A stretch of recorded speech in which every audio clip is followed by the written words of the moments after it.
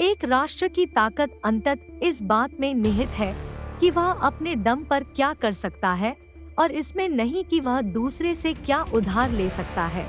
मेरी प्रतिबद्धता मेरा प्रतीक है, मेरी दृष्टि मेरा मानक है और इस दृष्टि के लिए मेरी प्रतिबद्ध कार्रवाई के प्रति पूर्वाग्रह है। देखते हैं अब कुछ होता है।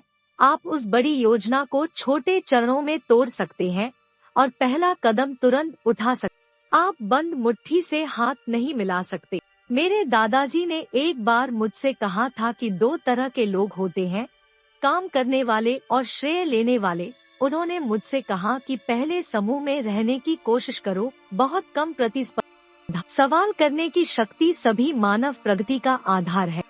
माफी बहादुर का गुण है। आपको गतिविधि के बीच में स्थिर रहना सीखना चाहिए और विश्राम में जीवंत रूप से जीवित रहना चाहिए। नम्र एक दिन पृथ्वी के अधिकारी हो सकते हैं, लेकिन सुर्खियां नहीं। जब भी आप एक कदम आगे बढ़ाते हैं तो आप कुछ परेशान करने के लिए बाध्य होते हैं। लोग अपने कर्तव्यों को भूल जाते हैं, लेकिन उनके अधिकारों को याद रखें।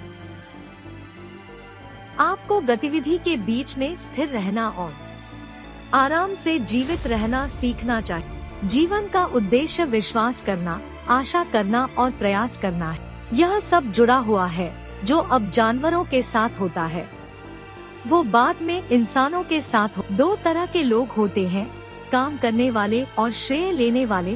पहले समूह में रहने का प्रयास करें, वहाँ कम प्रतिस्पर्धा। जो लोग सोचते हैं कि वे कुछ करने में सक्षम नहीं है, वे इसे कभी नहीं करेंगे, भले ही उनके पास कार्रवाई के प्रति पूर्वाग्रह है। देखते हैं अब कुछ होता है।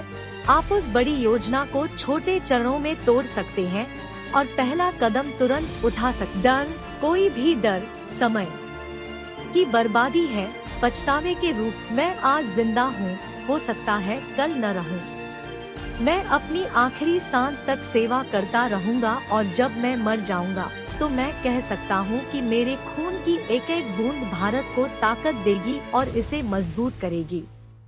भले ही मैं देश की सेवा में मर जाऊँ, मुझे मेरे खून की हर बूंद इस राष्ट्र के विकास और इसे मजबूत और गतिशील बनाने में योगदान देगी। तत्कालीन परेड ग्राउंड ओडिशा में अपनी मृत्यु से एक दिन पहले 30 अक्टूबर 1984 अपने आखिरी भाषण पर इंदिरा गांधी